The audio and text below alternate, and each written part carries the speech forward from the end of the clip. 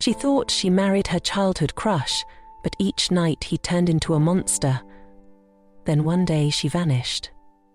And that's when his nightmare truly began. Diva was beauty, brains and brilliance wrapped in one.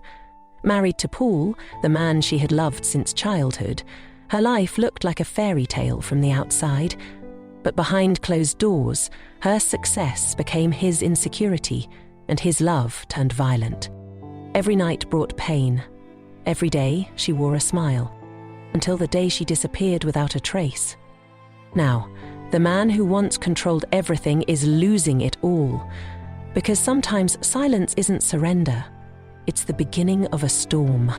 Before we dive into today's gripping story, we want to take a moment to appreciate you, our amazing subscribers, new viewers, and the incredible community that makes Moonlight Tales by Samzy so special.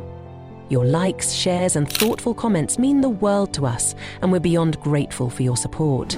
If this is your first time here, welcome. You're in for a ride filled with drama, suspense, and unexpected twists. Don't forget to hit that subscribe button and turn on the notification bells so you never miss out on our latest stories.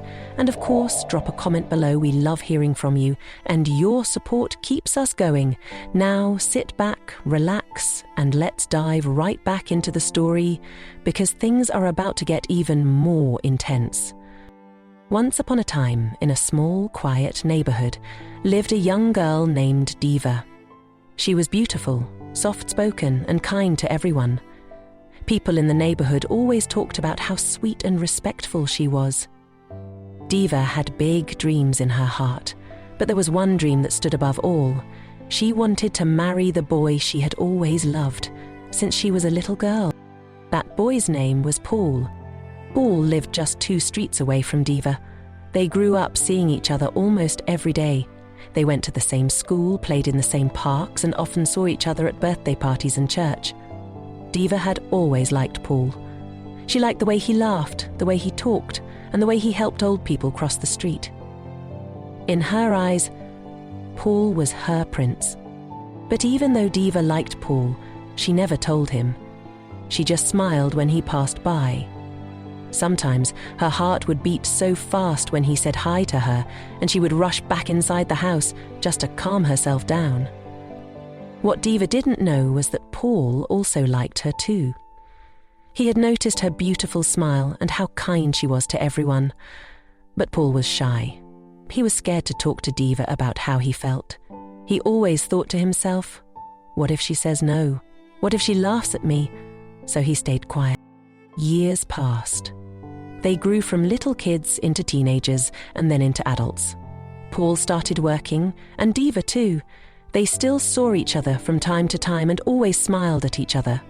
Then one day, something changed. Paul decided he wasn't going to be scared anymore. He went to Diva's house one sunny afternoon. His hands were shaking and his heart was beating so fast. He knocked on the door. When Diva opened it and saw him standing there, her heart skipped a beat. "Hi, Diva," Paul said, trying not to sound too nervous. "Hi, Paul," she replied, smiling warmly. "I've wanted to tell you something for a long time," Paul said. "I like you, Diva. I've liked you for years. I know we grew up together and maybe this is strange, but I'd really like to take you out sometime, just you and me." Diva stood there shocked. She couldn't believe what she'd just heard. She had dreamed of this moment for so long. Her cheeks turned red and she smiled shyly. "I'd love that," she replied. That was the beginning of their love story. From that day on, they started seeing each other more often. They went on walks, ate at their favorite spots, talked about their dreams and laughed a lot. Paul made Diva feel safe and special. He listened when she spoke, held her hand when she was nervous, and told her how beautiful she was every single day. Diva was the happiest she had ever been. After some months of dating, Paul took Diva to the park where they first played as children. He brought flowers and got down on one knee. "Diva," he said, looking into her eyes, "I've loved you for so long. You are everything I've ever wanted. Will you marry me?" Tears rolled down Diva's cheeks as she smiled and said, "Yes, Paul, yes." 3 months later, they had a beautiful wedding. Family, friends, neighbours, everyone came to celebrate their love. Diva wore a white dress that sparkled like stars. Paul wore a black suit and couldn't take his eyes off her. They danced, laughed, and promised to love each other forever. For Diva, it was the happiest day of her life. She had finally married her childhood crush, her prince, her best friend. The first year of their marriage was like living in a fairy tale. Paul treated Diva like a queen. He brought her breakfast in bed. He left little notes around the house saying, "I love you." He bought her flowers just because. When Diva was tired, Paul would cook for her or give her a massage. He called her his morning sunshine, and Diva would blush every time he said it. They would sit on the couch and talk for hours. They'd go out on weekend dates like they used to. Paul would sometimes surprise her at work with lunch or chocolates. Their love was deep and pure. They told each other everything. They laughed, they prayed together, they planned their future, where they would live, how many children they'd have, where they'd go on vacations. Diva felt like the luckiest woman on earth. She had gotten what she always dreamed of as a little girl, marrying the boy she had secretly loved all her life. She would often whisper to herself, "This is what love feels like." Even neighbours admired their bond. People called them the perfect couple. Everyone wanted a love like theirs. Diva believed with all her heart that nothing could ever break them apart.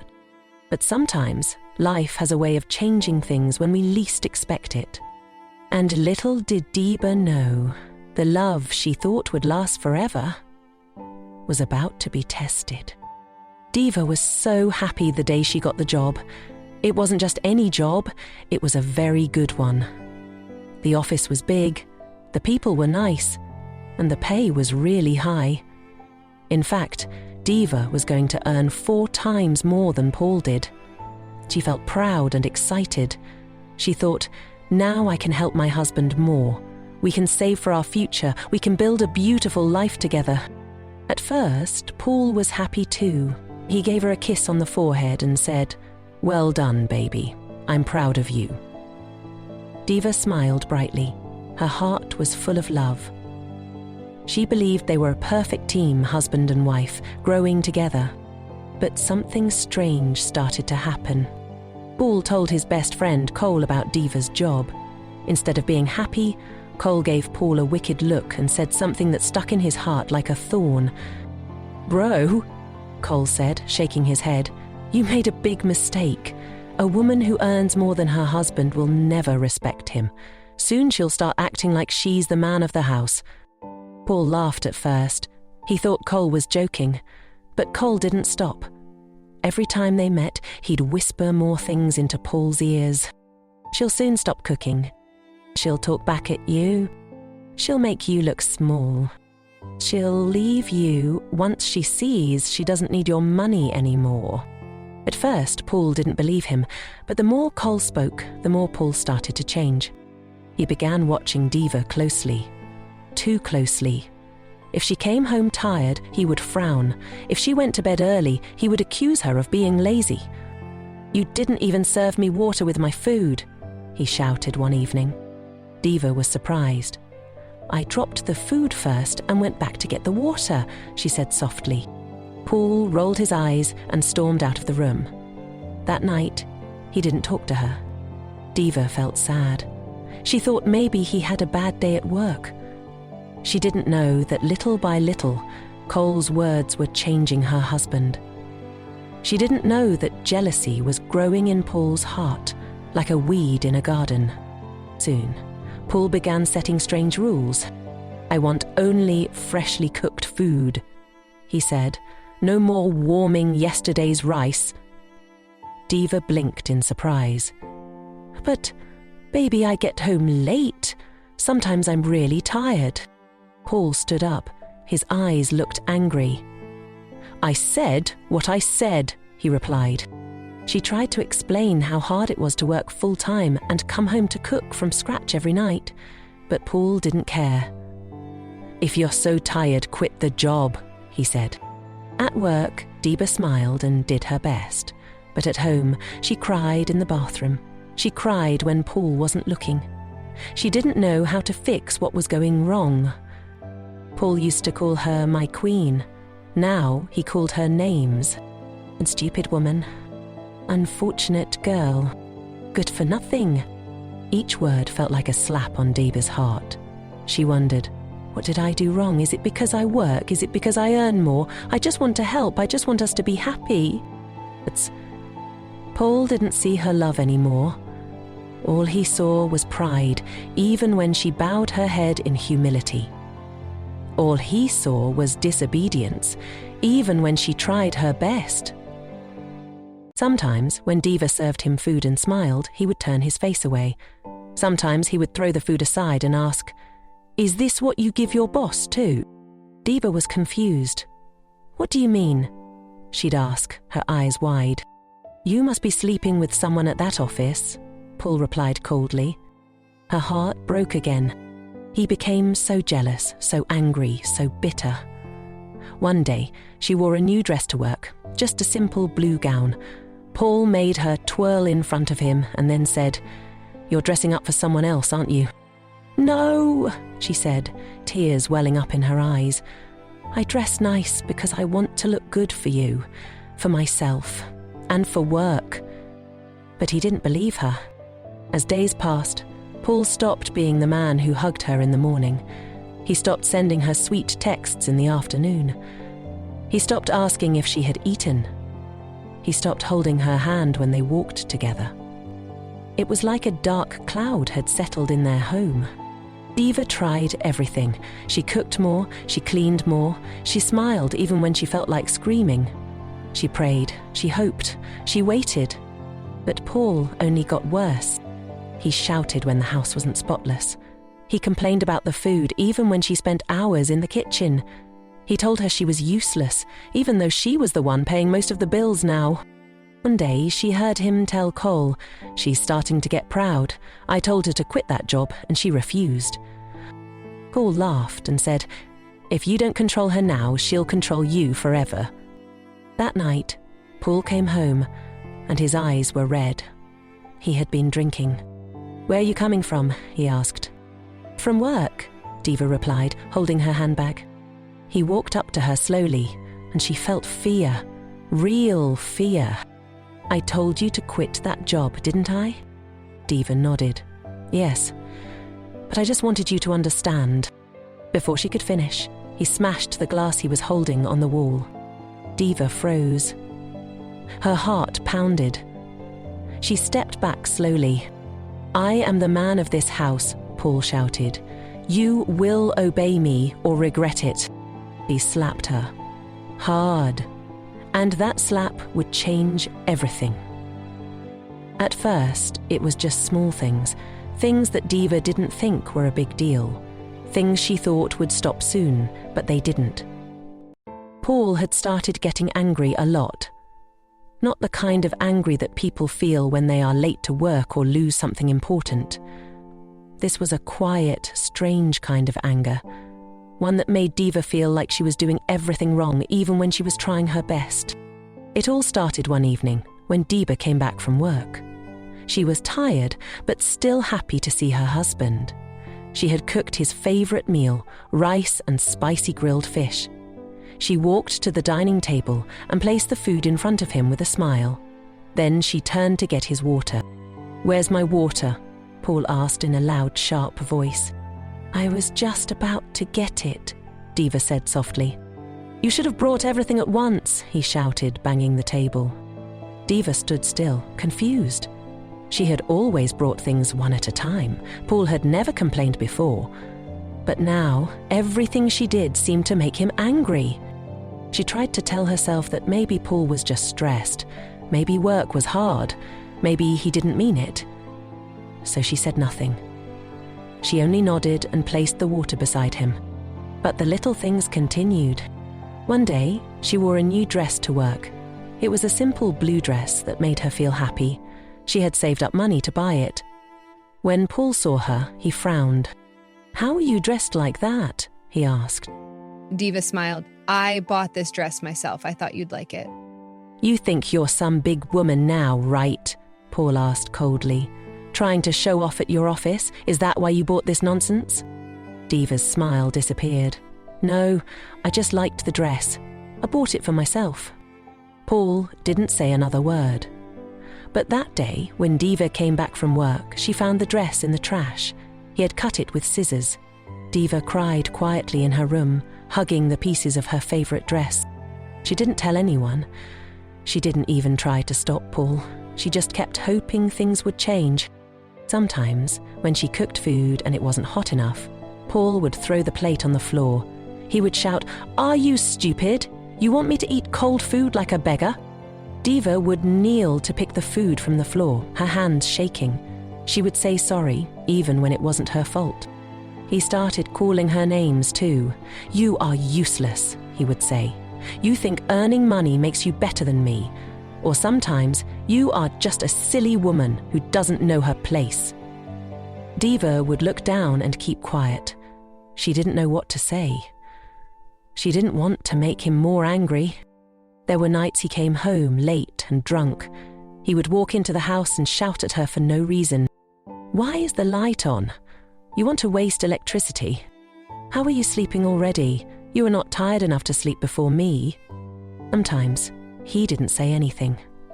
He would just push her out of the way or slam the door so hard that she would jump in fear. Diva started getting scared of her own home. She would clean everything, cook fresh meals, wear simple clothes and wait for him. But no matter what she did, Paul still found a reason to be angry. Even her smiles began to disappear. There was a time when Diva laughed a lot.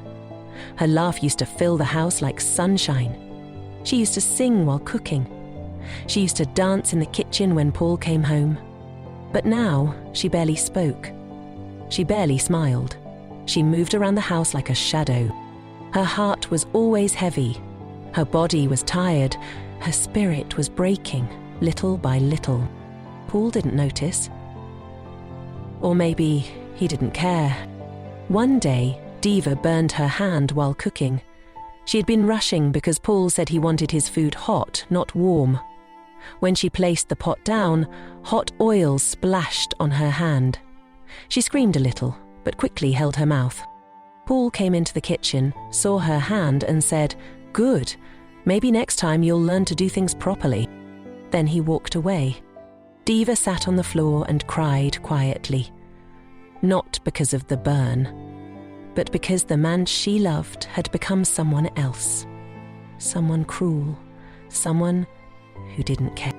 She remembered how Paul used to buy her flowers, how he used to write her love notes, how he used to say she was his angel. Where did all that love go?